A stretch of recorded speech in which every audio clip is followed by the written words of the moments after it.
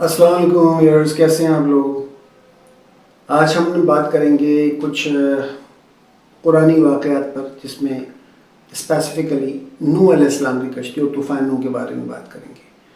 کچھ عرصے پہلے میں ایک پروگرام دیکھ رہا تھا، میں بھی ہسٹری چینل تھا یا شاید نیشنل جیوگرافک تھا، تو اس میں نوح علیہ السلام کی کشتی جو نواز آرک کہلاتے ہیں، اور قرآن میں موجود ہے کہ وہ جودی ایک پہاڑ ہے ٹرکی میں، ترکیہ میں، وہاں پہ جا کے وہ ٹھہر گئی، اور پھر سارے جو انسان اور اس میں جو جانور تھے وہ سب اتر کے نیچے، پانی اترتا رہا، ویسے ویسے وہ نیچے آتے رہے۔ تو ظاہر اتنی اونچائی پہاڑ میں جو کشتی تھی وہ ٹھہر گئی، اور اس کو وہیں پہ چھوڑ دیا گیا۔ ظاہر اتنی بڑی کشتی، وہ کشتی کیا تھی؟ وہ جہاز تھا، پانی کا جہاز تھا، شپ تھا پورا، تو وہ ویسے چھوڑ دیا گیا۔ اور آج اگر کوئی ایسے جا کے جہاز پھنس جائے، شپ وغیرہ، تو اس کو کون اٹھائے گا؟ اتنی کرینز ہیں، سب کچھ ہے، اس کے باوجود بہت خرچہ آئے گا اور بڑی تگودو کرنی پڑے گی، تو وہیں چھوڑ دیا گیا۔ اور ہزاروں سال پرانی بات ہے یہ، آلموسٹ کچھ نہیں کہہ سکتے، 7,000 8,000 کہ نوح علیہ السلام کا زمانہ تقریباً 7 سے 8,000 سال کا اندازہ ہے کہ ہے، اور ہو سکتا ہے اس سے بھی زیادہ ہو۔ تو اب یہ بات پتہ کرنی کہ بھائی وہ واقعی تھی نہیں۔ اب افسوس یہ ہے کہ توریت، انجیل اور قرآن تینوں الہامی کتابوں میں موجود ہے کہ حضرت نوح علیہ السلام کی کشتی تھی، اور انہوں نے ایسے کشتی بنائی اور اس میں سارے جانوروں کو جمع کیا، اور سب کا پیئرس اور پرندے سارے، یعنی نیچے چلنے والے جانور، چوپائے اور جو ہے اڑنے والے پرندے سب، اور وہ جو تقریباً 3 منزلہ کے بارے میں روایت ہے کہ 3 منزلہ وہ شپ تھا، کشتی تھی، یا بعض مرتبہ روایت ہے کہ وہ 5 منزلہ تھا۔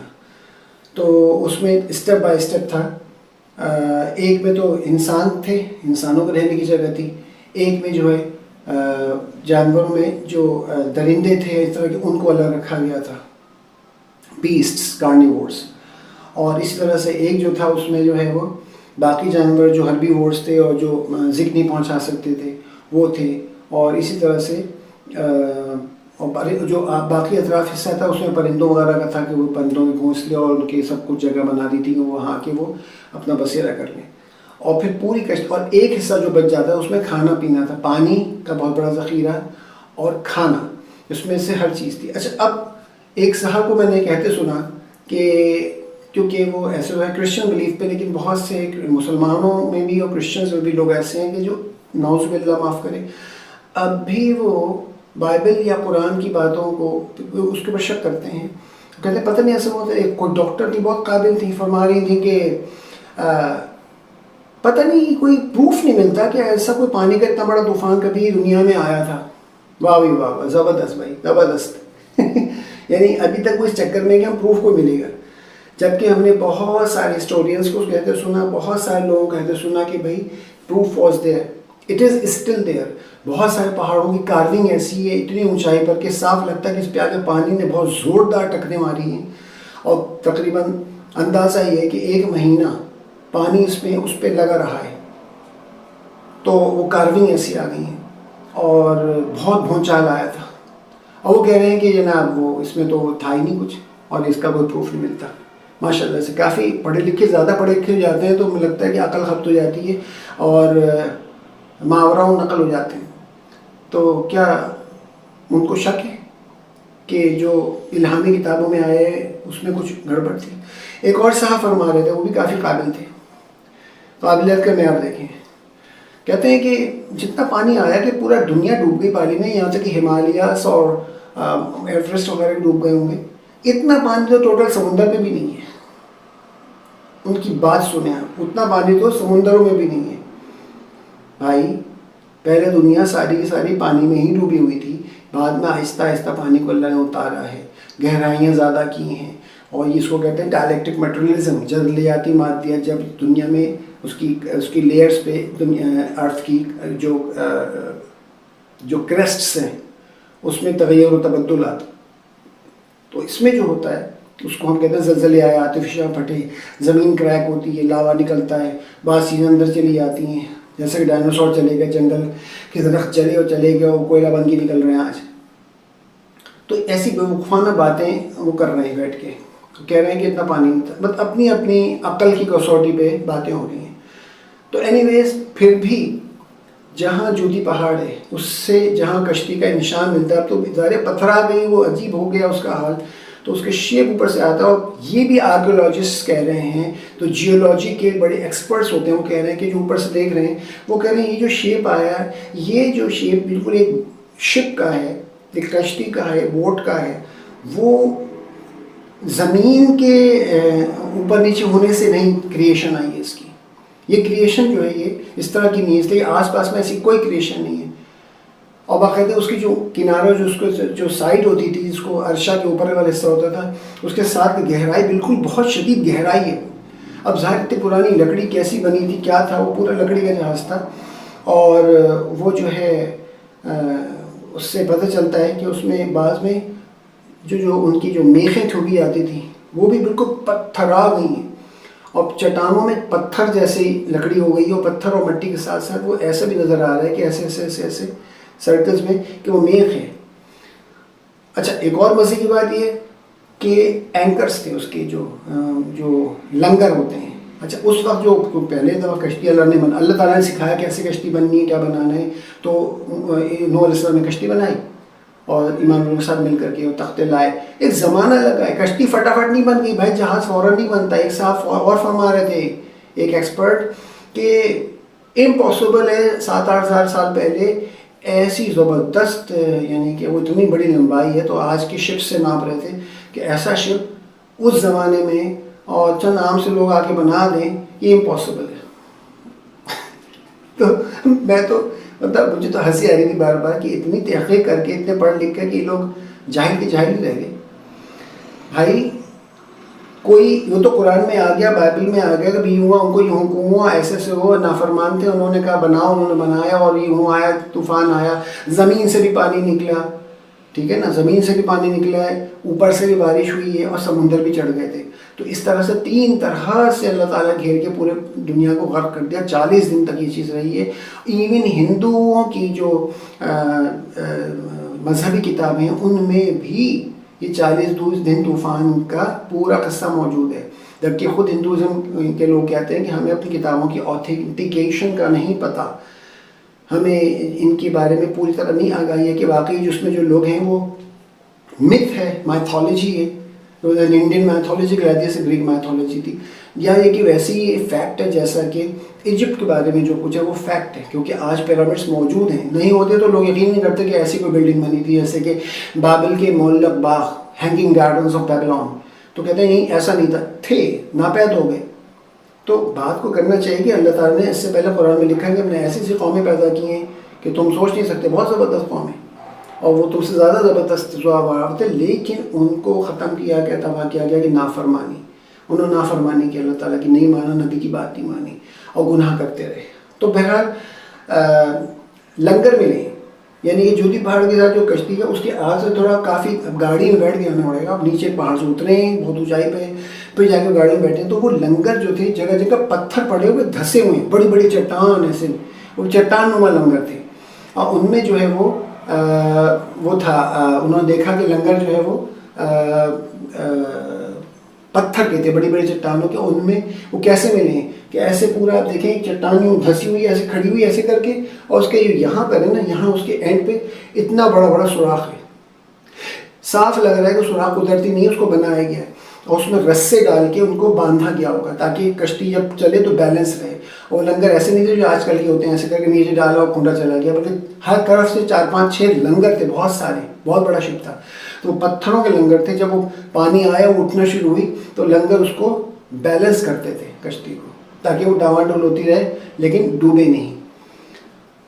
تو جناب وہ لنگر ملتے ہیں, اس میں کوئی نشانی ملتی ہے. آج جا کے دیکھا تو اس میں کچھ لوگ پہنچے, اس میں کراس کے نشان بنے ہیں, کراس کے. کیا اس زمانے میں کراس کے نشان تھے؟ تو بھائی نوح علیہ السلام کے بارے میں کہاں حضرت عیسیٰ والا قصہ ہوا تھا, عیسیٰ تو بہت بعد میں آئے.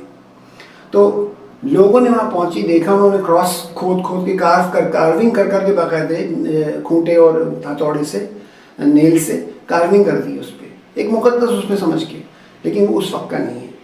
تو یہ ایک اینکر وہاں پڑا, ایک اتنے دور پڑا ہوا, ایسے پتھر پڑے جگہ جگہ بکھرے ہوئے ہیں.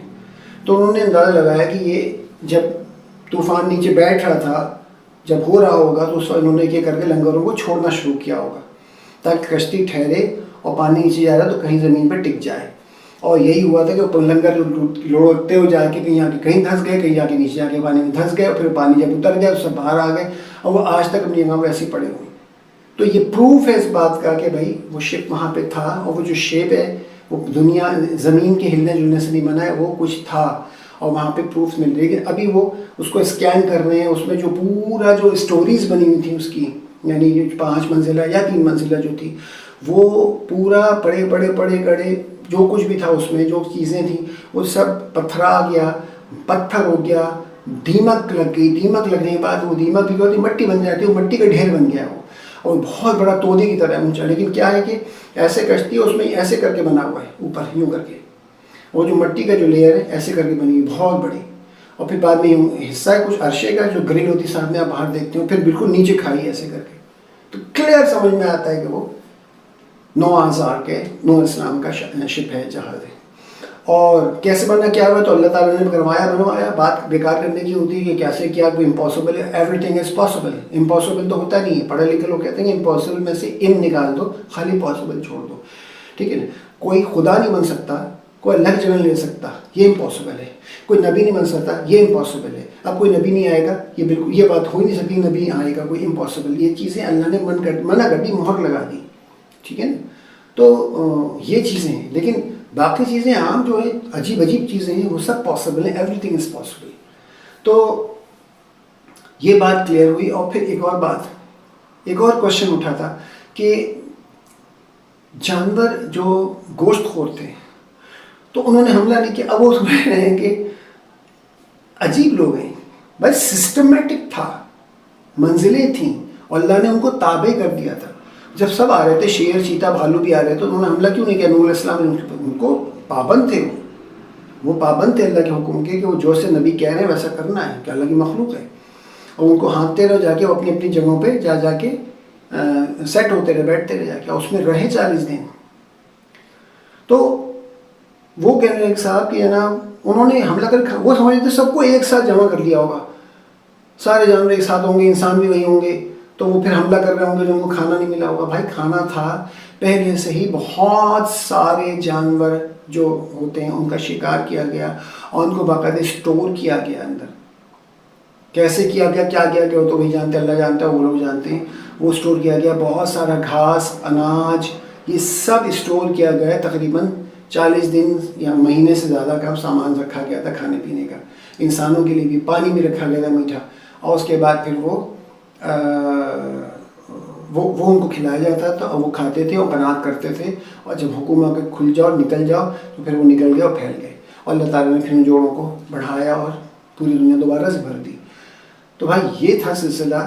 اور طوفان نوح کا یہ بہت سارے نشانیوں میں, یہ تو اب سائنس پروف کر رہی ہے ہر چیز, کیونکہ اب سائنس پروف پہ جاتی ہے, وہ ایلیوژنس پہ اور تہمات پہ اور الہام پہ نہیں یقین کرتے, تو ان کو رزلٹ اور پروف چاہیے ہوتا ہے. تو وہ اگر اس پیراہے میں بات کریں گے تو پھر آپ کچھ پروف نہیں کر سکیں گے. اچھا بھائی چلیں سائنس کر دی. اہرام مصر کو جا رہے ہیں, وہ کہہ رہے ہیں کہ ایک اتنے 1.5 سے 2.5 ٹن تک کے ایک پتھر ہیں, 5-6 میل 7 میل سے دور سے لائے گئے. کیسے لائے گئے؟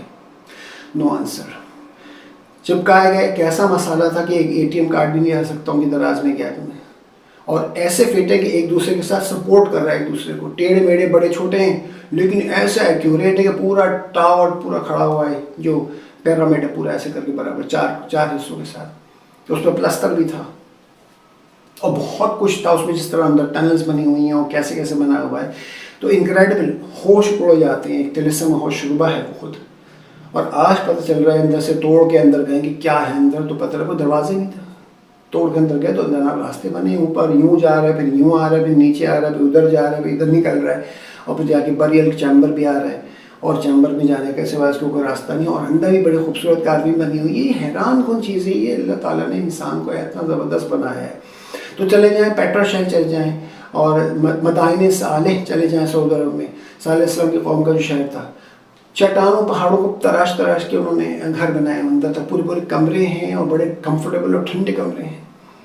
اور بڑا خوبصورت ان کی باہر جو باہر کا آؤٹر جو ہے وہ بہت ہی خوبصورت کارویں ایسا لگتا ہے مشینوں سے کارا ہے.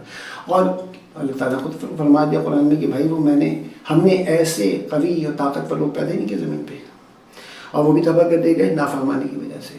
تو اینی ویز یہ سب جو ہے نا قرآن نے جو کہہ دیا, جو آ گیا الہامی کتابوں میں, وہ سرٹن ہے, یقینی ہے, اس میں کوئی شک و ابہام نہیں ہے. ہاں ہمیں نہیں ملتی جگہ, ملکہ سبا کا محل نہیں مل رہا تھا, مل گیا آخر کھنڈرات میں.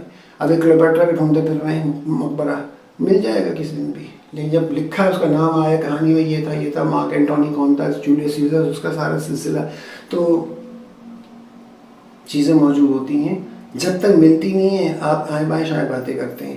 بہرحال یہ ایک سسٹم تھا اور بڑے سسٹمیٹک وے میں سیٹل کیا گیا تھا, اور کافی ٹائم لگا تھا اس شپ کو تیار کرنے میں, اور اس کی پوری انجینئرنگ تھی, پورا آرکیٹیکچر تھا اس کے پیچھے, اور اس میں رکھنے کا سسٹم اور ہر چیز تھی کہ وہ طوفان میں ڈوبے گا نہیں, کیسے کورنگ کرنی اس کو.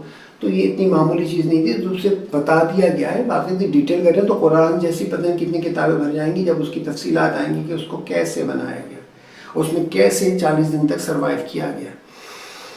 تو بہرحال آپ کے کوئی کمنٹس ہو اس پر, کوئی بات ہو تو آپ ضرور شیئر کیجیے, اور چینل کو سبسکرائب بھی کیجیے. اور جب آپ اس میں کمنٹس دیتے ہیں تو پتہ چلتا ہے کہ آپ نے کتنا سمجھا, اور ہمارے سامنے کوئی نئی بات آتی ہے تو اس پہ ہم ڈسکس کر سکتے ہیں. ڈسکشن سے اور معلومات ہوتی ہیں, بڑھتی ہیں, اور معاملات سلجھتے ہیں. دعا میں یاد رکھیے گا. السلام علیکم ورحمۃ اللہ.